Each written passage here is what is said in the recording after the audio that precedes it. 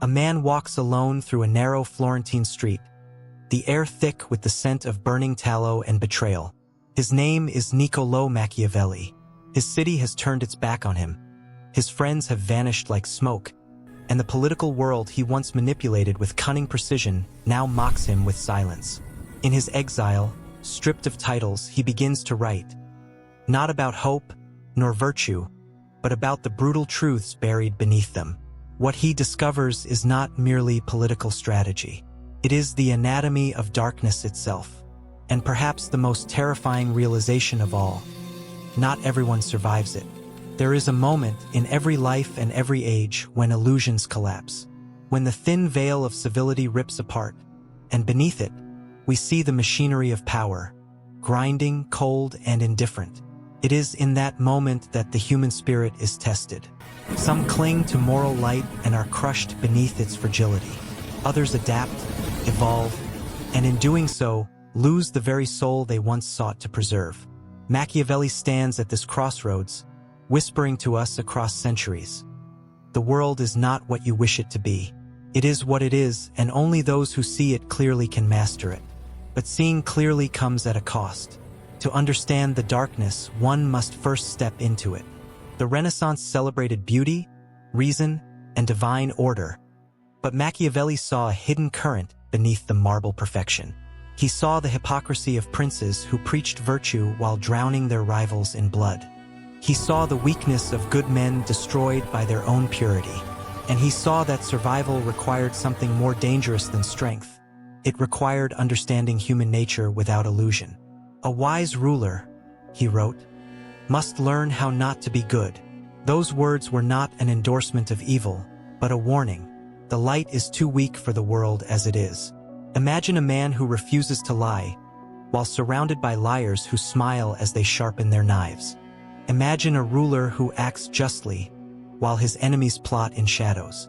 Virtue in a corrupt world is not salvation, it is a vulnerability. This was Machiavelli's revelation, and it shattered the moral complacency of his age. He did not ask what is right, he asked what works. He replaced the dream of moral perfection with the calculus of survival.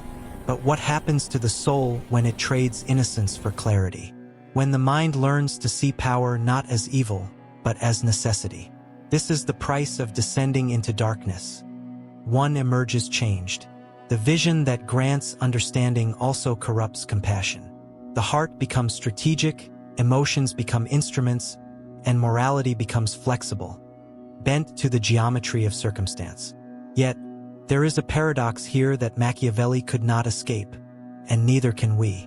To survive the darkness, one must adapt to it. But to adapt too well is to become it. Consider the modern reflection of this Renaissance dilemma. In every institution, in every ambition, in every relationship of influence, the same tension persists. Those who cling to idealism are often destroyed by those who do not. Yet those who abandon all ideals lose something even greater, the capacity to feel meaning at all. The struggle between integrity and survival is not ancient history. It is the pulse beneath every decision of consequence, every negotiation of power, every compromise made in the quiet recesses of conscience. In this sense, the darkness is not merely the corruption of others, it is the battlefield within ourselves. Every person who seeks influence must confront it. The teacher who bends truth for acceptance, the leader who manipulates for stability, the lover who deceives for attachment. All walk the same narrow line Machiavelli mapped in The Prince. The line between wisdom and wickedness is perilously thin. And so we return to the lonely figure in exile, writing by candlelight, crafting a book so dangerous it would brand his name with infamy for half a millennium. But beneath that infamy lies something deeper, a mirror. Machiavelli was not creating monsters. He was revealing them, not out there in the palaces and battlefields, but within us. As Friedrich Nietzsche would later write, centuries after Machiavelli's ink had dried, whoever fights monsters should see to it that in the process he does not become a monster. The warning is timeless, and it cuts both ways. For in confronting the darkness of the world, we risk losing the light of our own humanity. The descent has begun. The candle flickers. The question remains, When faced with a world that rewards deceit and punishes virtue, what will you choose to become? Power does not roar. It whispers. It does not announce itself through banners or declarations. It hides behind gestures, glances, and silences. To understand how the world truly functions, Machiavelli believed, one must stop listening to what people say and start observing what they do. Beneath every act of charity lies ambition. Beneath every smile, calculation. And beneath the illusion of order, a quiet chaos governs all things. The anatomy of power begins with this truth.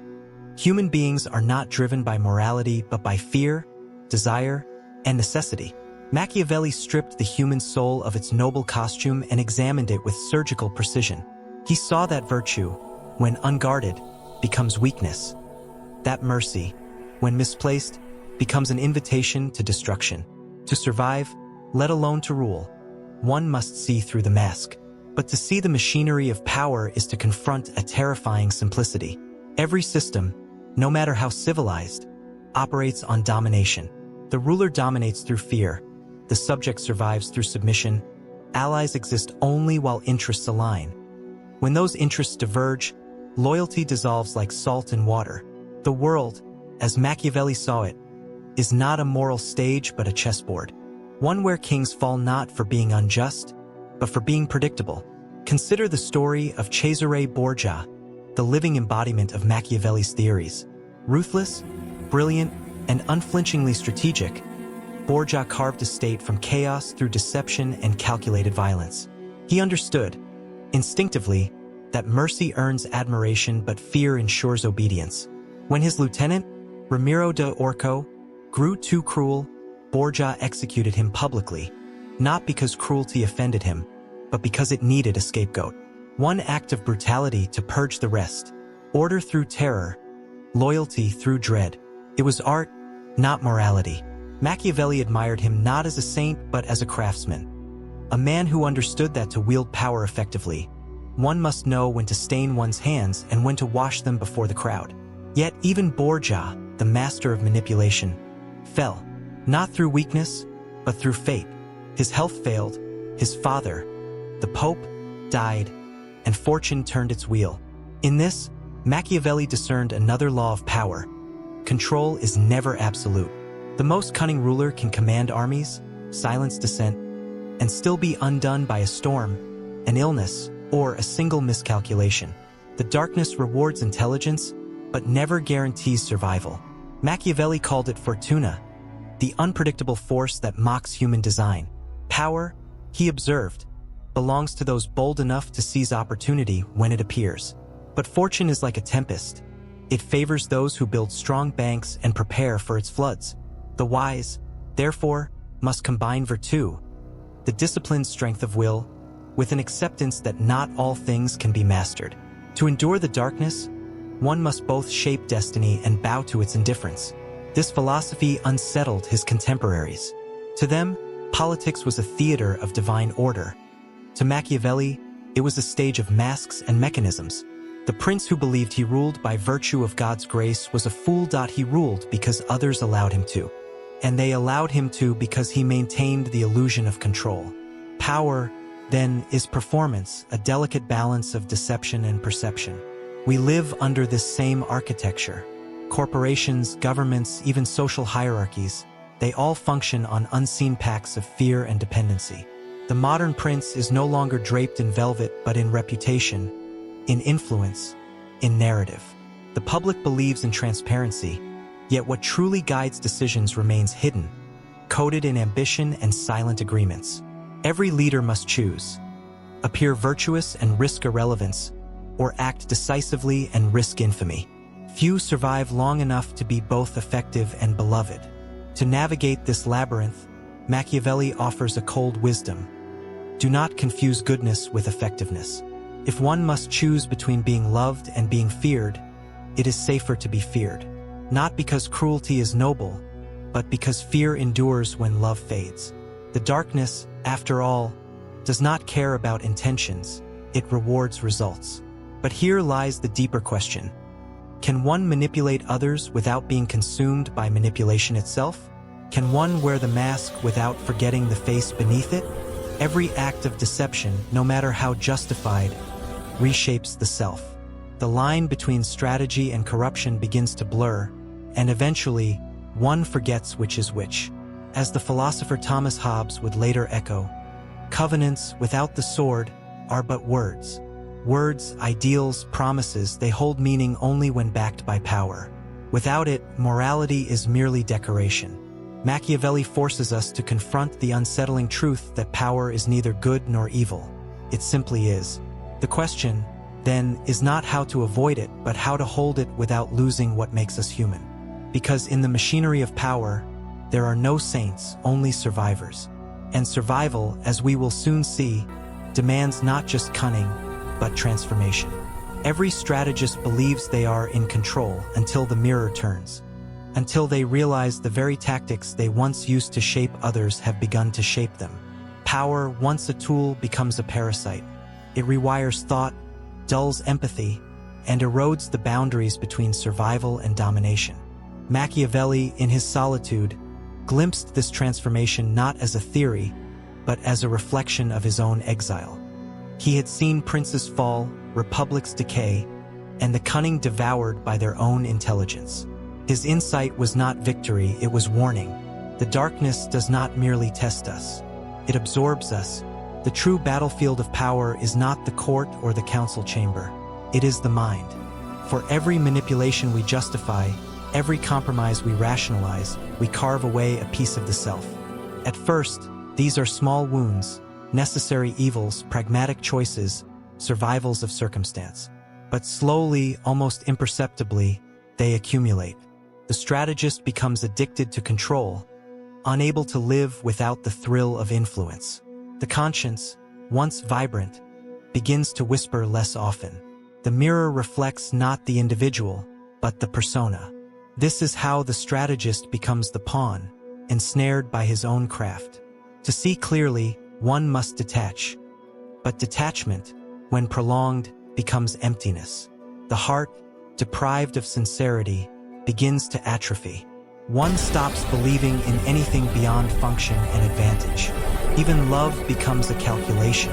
Even loyalty becomes a wager. What began as protection from darkness transforms into its acceptance. The player of the game forgets that he is also its prisoner. Machiavelli understood this paradox deeply. He wrote that a prince must learn to act as both fox and lion, clever enough to recognize traps, strong enough to frighten wolves. Yet he also knew that wearing the fox's skin too long makes one forget what it feels like to be human. In the art of war and the prince, he sought a balance, a ruler neither naive nor monstrous, capable of both deception and restraint. But the very knowledge that allows one to survive the darkness also isolates. When you see through every illusion, every virtue, every promise, what remains to believe in? It is one thing to understand corruption. It is another to live with that understanding. Machiavelli's brilliance condemned him to both clarity and despair. His writings, though often branded as cynical, pulse with an undercurrent of longing for a world where necessity does not devour decency. He saw too much to return to innocence, and too clearly to surrender to chaos. This is the tragedy of enlightenment. Once you understand the game, you can never again pretend it isn't being played. Modern psychology calls this moral dissonance, the fracture between who we are and who we must pretend to be. Soldiers experience it in war, leaders in politics. Even ordinary individuals feel it in workplaces and relationships that demand performance over authenticity. To succeed, we adapt. To adapt, we deceive. To deceive, we begin to forget the contours of our own truth. The self becomes a strategy, a mask worn for so long it begins to think for itself. Here, Machiavelli's insights reach beyond politics. The darkness he described is not confined to power structures. It seeps into identity itself. We curate our image, manage our reputations, shape perceptions to survive socially and professionally. In this sense, we all practice Machiavellian arts daily, subtly, instinctively, often without realizing it. But just as in Florence, the cost remains the same: authenticity traded for security. Every compromise accumulates interest. There comes a point when the mirror no longer reflects the strategist. It reflects the system that consumed him. The darkness, having been studied and mastered, no longer surrounds him. It defines him. And what began as protection becomes prison. So how does one escape? Perhaps by remembering that understanding darkness is not the same as worshiping it. The goal is not to become ruthless, but resilient. Not heartless, but aware. The key difference lies in intention. Machiavelli sought clarity, not cruelty. Yet history, in its eagerness to simplify, mistook his realism for malice. The tragedy is that he foresaw this misunderstanding. He knew that those who speak the truth about power are always accused of poisoning it. The mirror is merciless, but it can also redeem. It forces a reckoning. Who are we when stripped of illusion? Can one use deceit without losing integrity? Can one rule without cruelty? Can one see darkness without being swallowed by it? The answers are rarely comforting, but they are essential. Jean-Paul Sartre would later echo the same inner struggle. Freedom is what you do with what's been done to you. Freedom, in this sense, is not purity, it is awareness. It is the courage to act with open eyes, neither enslaved by morality nor consumed by cynicism. The strategist who remains human is not the one who refuses to see darkness, but the one who faces it without surrendering his soul. In Machiavelli's world, as in ours, the greatest danger is not corruption, it is self-erasure. The strategist who believes he manipulates others may, in truth, be manipulated by his own need to remain in control. Power turns inward, devouring its wielder from within. The mirror never lies, but it demands a price: to look and still recognize oneself. And so the descent deepens. The prince becomes the prisoner. The observer becomes the observed. The darkness begins not around us, but inside us. Imagine standing at the edge of a storm, the kind that swallows cities and rewrites destinies. You have built fortresses of reason, walls of caution, and plans upon plans. You believe you are ready. Then the sky splits open, and all your mastery dissolves into insignificance. This is the lesson Machiavelli drew from Fortuna, the goddess of chance, whose laughter echoes through every empire and every human endeavor. Control is intoxicating, but fortune remains the cruel reminder that no matter how cunning the player, the game does not belong to them. Machiavelli compared fortune to a raging river. When calm, men can build dams and channels to direct its flow. But when it swells with fury, it sweeps away everything in its path. The wise man, he said, prepares during calm times for the storm to come. Yet there is a deeper, almost spiritual insight buried in this metaphor. Control is an illusion purchased by temporary stability. The darkness that surrounds us is not just moral, it is existential. It reminds us that the universe is not obliged to reward effort, that justice is not a law of nature, and that human plans crumble under the weight of contingency.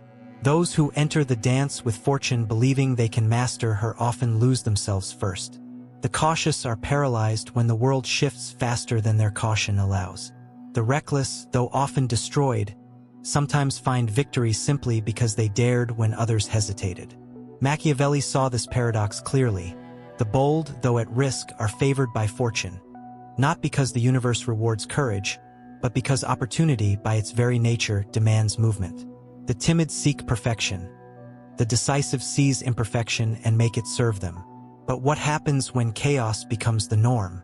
When fortune ceases to be an interruption and becomes the climate of existence? We live, as Machiavelli did, in an age of upheaval. Only now, the storms are not waged by swords but by information, algorithms, and public perception. In his Florence, a misstep could end a ruler's reign. Today, it can erase a life's reputation overnight. The river of fortune has become a digital flood, and the princes of our age are no longer kings but those who can shape narrative faster than truth itself. Yet the principle remains eternal. Those who cannot adapt drown. Machiavelli's darkness was never hopeless. It was diagnostic. He did not condemn humanity for being self-interested or cruel. He merely accepted it as reality. His wisdom was not to despair at chaos but to learn its rhythm. Fortune cannot be conquered, but she can be courted. The dance with her requires paradoxical virtues.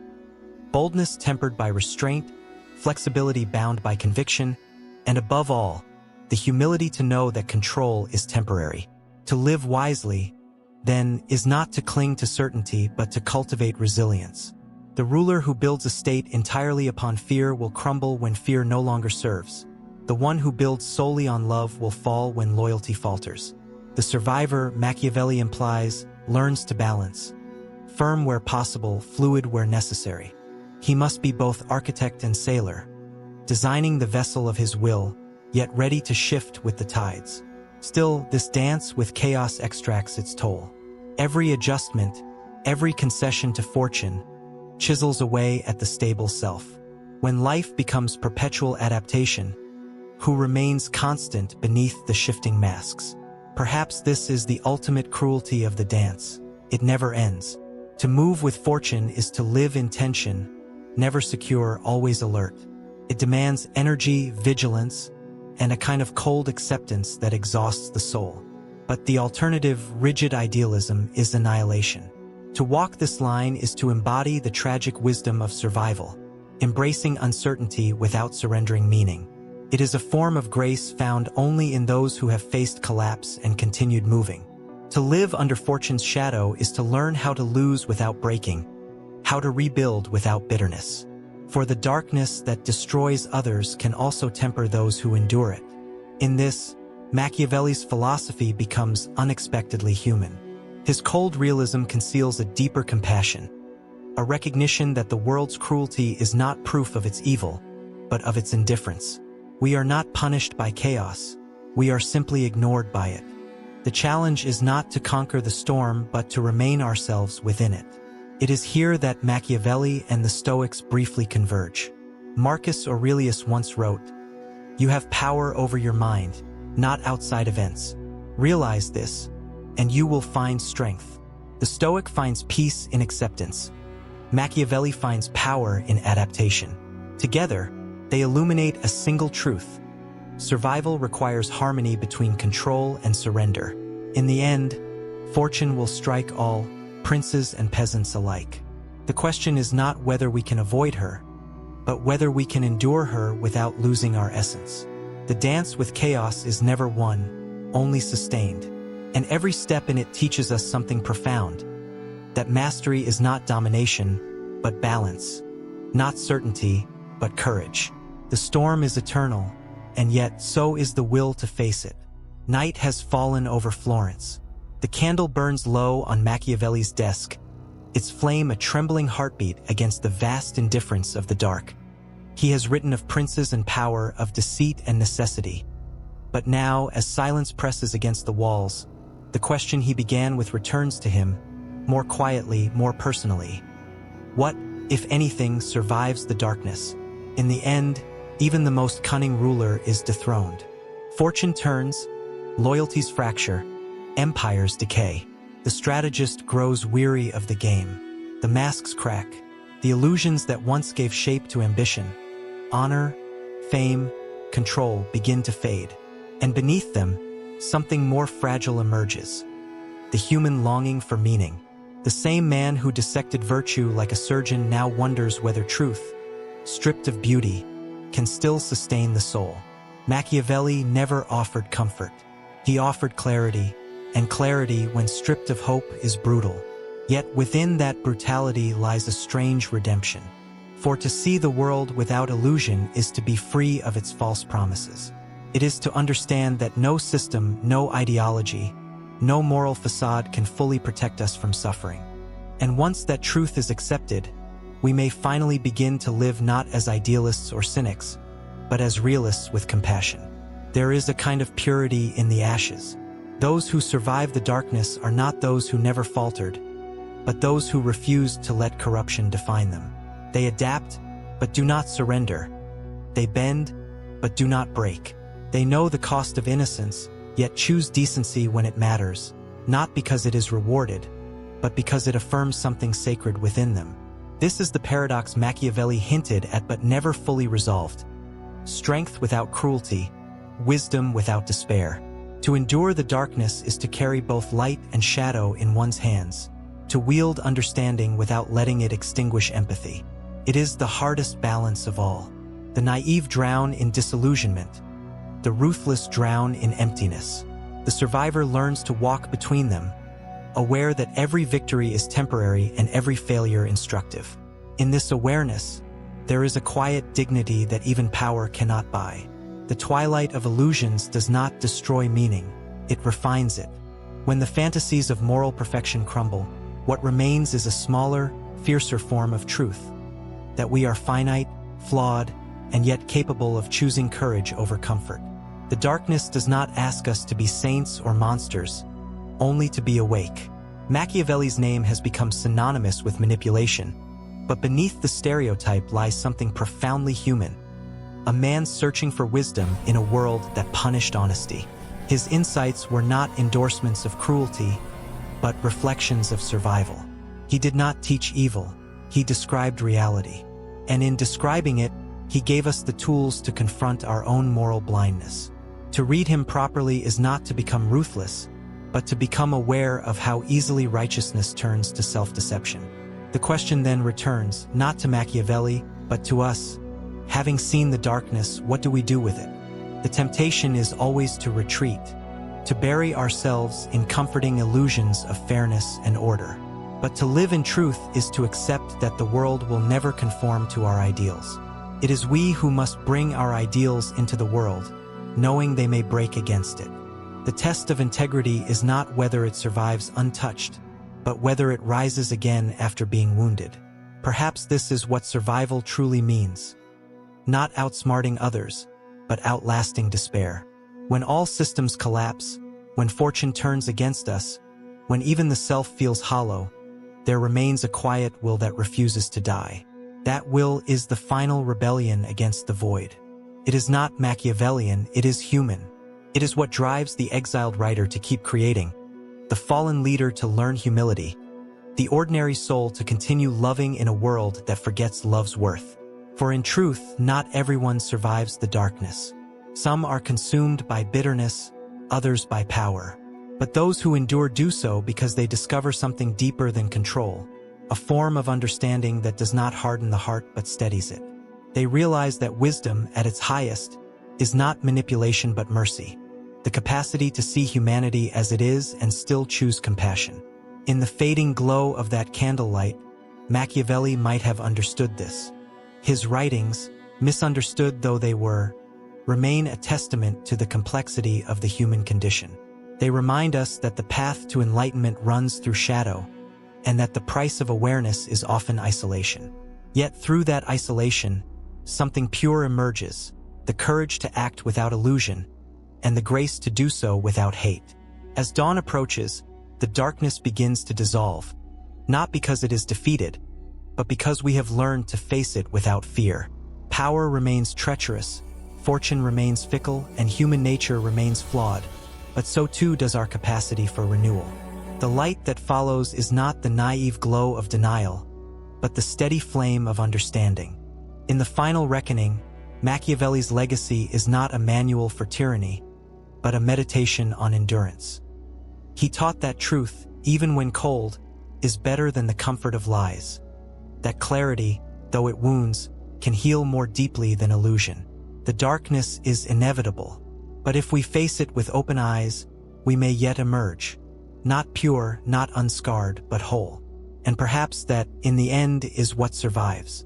As the philosopher Soren Kierkegaard once wrote, "The greatest hazard of all, losing oneself, can occur very quietly in the world, as if it were nothing at all." Machiavelli knew this hazard intimately. His gift to us was not instruction in deceit, but a mirror reflecting the peril of forgetting who we are while trying to survive. The darkness will always test us. The only question that matters is whether, when the storm passes and the mirror clears, we still recognize the face staring back.